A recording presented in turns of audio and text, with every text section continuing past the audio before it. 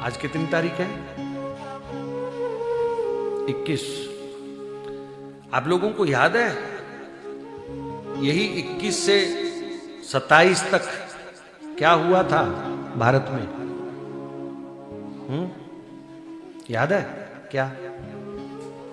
साहिबजादों की शहीदी हुई थी। पूरा परिवार गुरु गोविंद सिंह जी महाराज का बलिदान हुआ था।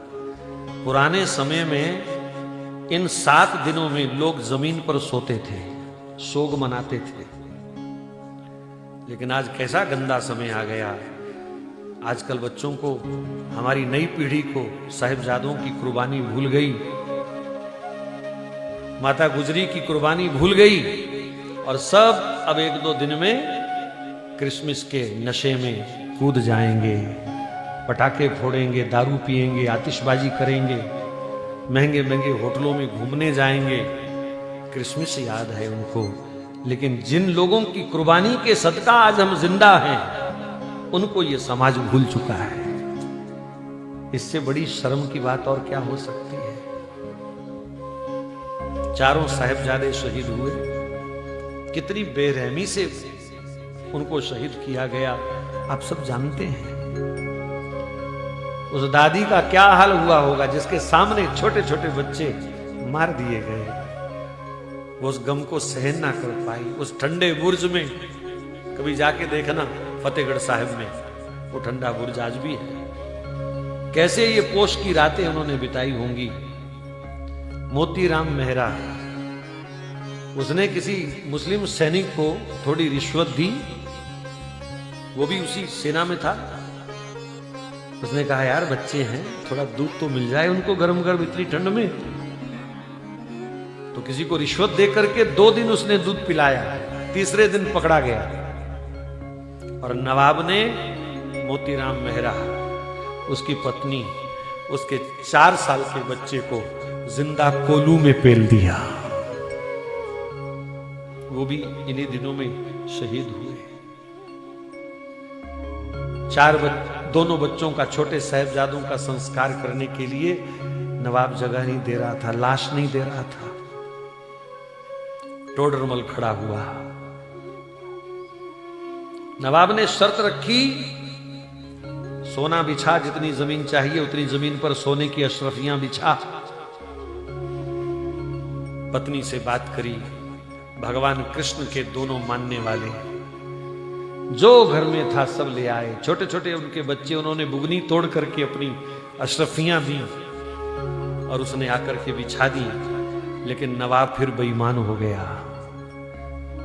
टोडरमल, बिछाने के लिए नहीं कहा था, खड़ी खड़ी रख, खड़ी करके बिछा, ऐसे लंबी नहीं।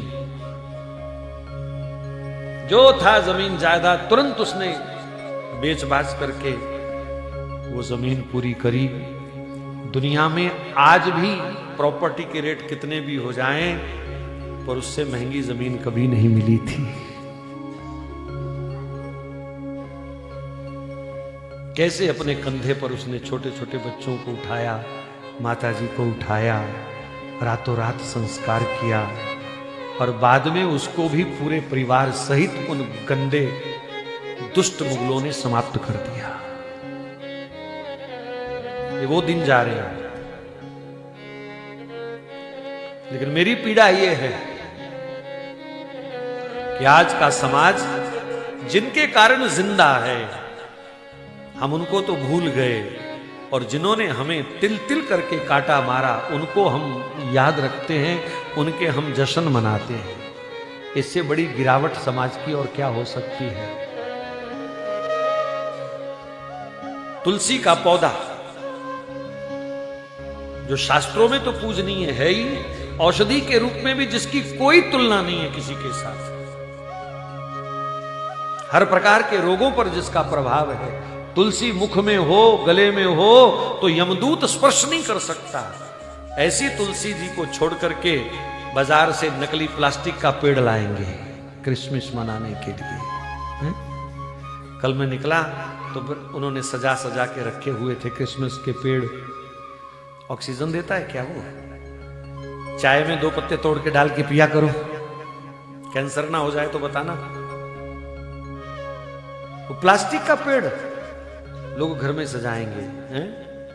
भाई जिनका त्योहार है उन्हें मनाने दो, हमें कोई आपत्ति नहीं है। पर तुम क्यों कंगाल हुए फिरते हो? तुम क्यों बर्बाद हो रहे हो नकल करने में? जब तुम्हारे पास तुलसी जैसा पवित्र पौधा है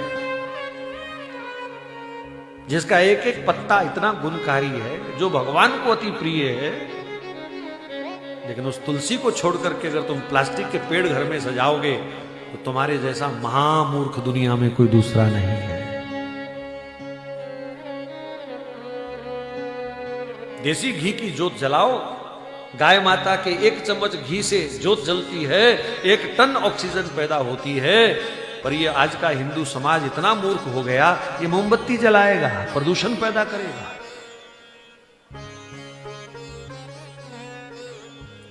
तो जिनका त्योहार है भैया उनको मुबारक।